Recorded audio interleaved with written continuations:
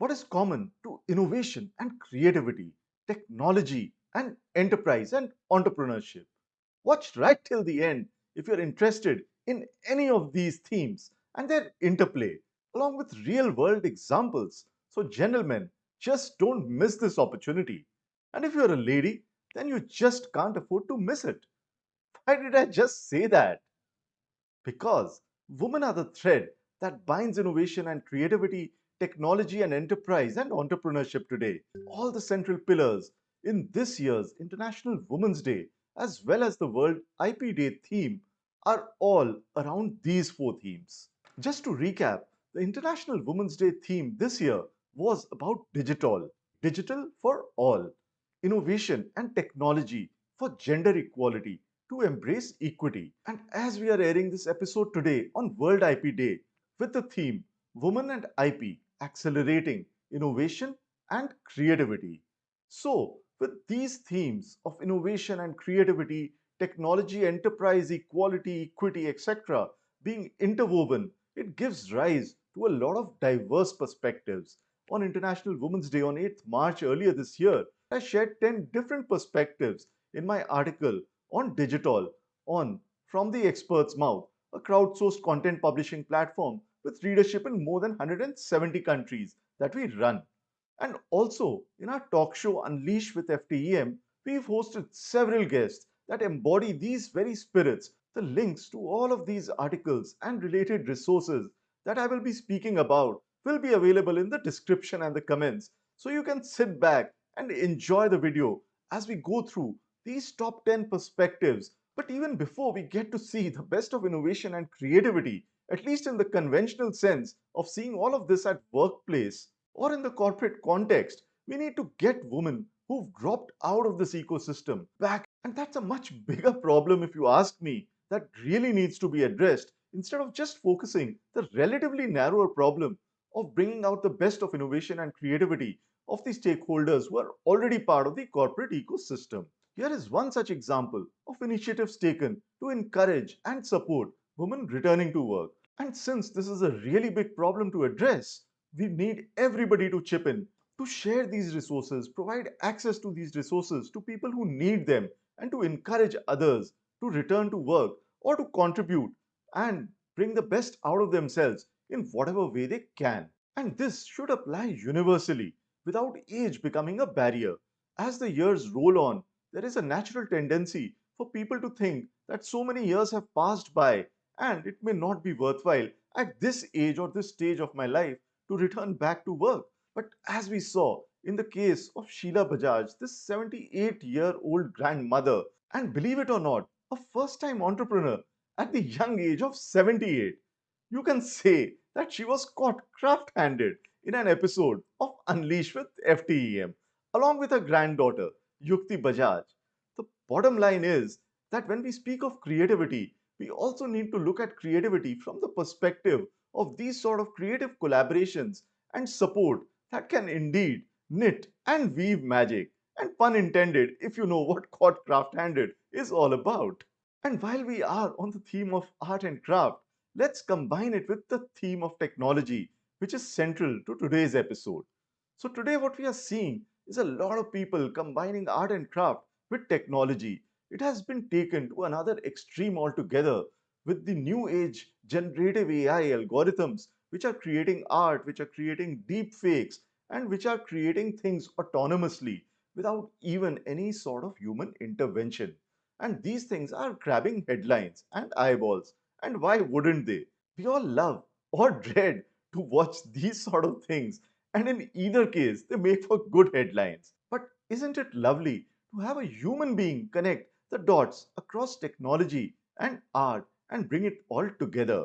If you love this notion, then don't stop the motion of this video yet, cause the links to the stop motion animation by the Bora sisters that has been published on our website is also mentioned in the description below. These examples of art and craft, music and movies, these represent creativity in our day-to-day lives, and in some cases they are aided by technology which brings the best out of our creative selves.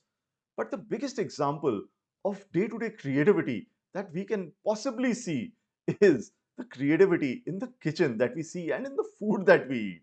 We sometimes consume all this creativity without even labeling it as such. But the bigger point is that so much of this creativity is not even considered mainstream because maybe it's not corporate enough or it is not enterprise grade. But at the end of the day, since we are celebrating technology and creativity and innovation, it's time that we also focus our attention to these examples of day to day creativity. And mind you, when you have the right sort of platform, these creative endeavors can go from the kitchen to anywhere. And we saw a great example of this while hosting the successful Shark Tank participants getaway on an episode of Unleash with FTEM. As I thought aloud in that episode, why can't we provide market access to all the creativity in the kitchen? Why can't all the mompreneurs make it to the market? That's one area where women have always had the leadership position, but they're not recognized or given due credit for that. And that brings me to another area where women traditionally have been leaders, but they've not been recognized enough. And that is the most important and vital field of education. Think about it. What percentage of teachers in your school were women? Who were the most innovative and most creative teachers that you most loved? That's another area where we need to celebrate the enterprise and the creativity that they bring to the table. If you want to dive deeper into the field of social entrepreneurship and education, check out some of these episodes with Suprabha Jha, an educator and a serial social entrepreneur, that were aired on Unleash with FTEM. Because education, indeed, is one of the most noble pursuits and potentially the most impactful when it comes to our society and the demographic structure that we are seeing today. To my mind, there can be very few endeavors in society that can serve a bigger purpose than education. And when it comes to purpose, technology can be a double edged sword, and we need to be purposeful about its use. And on that note, when existential threat to our species and to our planet itself is real and is being talked about at various forums all over the world, what can be a bigger purpose, apart from education, of course, than sustainability? The good news is that a lot of initiatives are being taken around this front, and you can be a part of many of these initiatives. For instance, check out this conversation with Anushka Jain, who enables you to share at your doorstep. And talking of sharing, YouTube also enables you to like and comment, subscribe and share at your fingerstep or fingertip. So if you like what you've watched so far, do these four things before I share the last four perspectives, which is like, comment, subscribe and share. Hope you've taken the required action and in the future will take the required action to ensure the survival of our planet. Beyond that, we also need to take care of our own selves, our own health. And technology and women have a crucial role to play in the field of health and also in the area of caregiving. While a lot has been spoken about in the field of health tech, caregiving is another area which is not given enough importance, and once again, where women are not recognized enough for the role that they play here. And this is probably because of our biases.